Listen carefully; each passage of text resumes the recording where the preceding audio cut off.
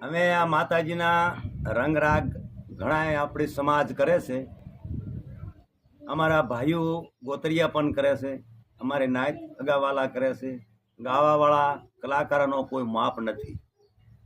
ગાણું વાણું ને જુજાણું પણ જૂની ઢબ જૂની હલકું કોઈની પાસે નથી. અને અમારી ઉઘરીજા પરિવારનો રાગ હજી અત્યારની તારીખમાં 52 પેઢીઓને પણ 56 પેઢીઓ થઈ ગઈ છે, પણ હજી અમારી અસલી દેવીનો રાગ તો કોઈ વાઘરીમાં મારા ભાઈઓમાં પણ નથી ક્યાંય સાંભળ્યો.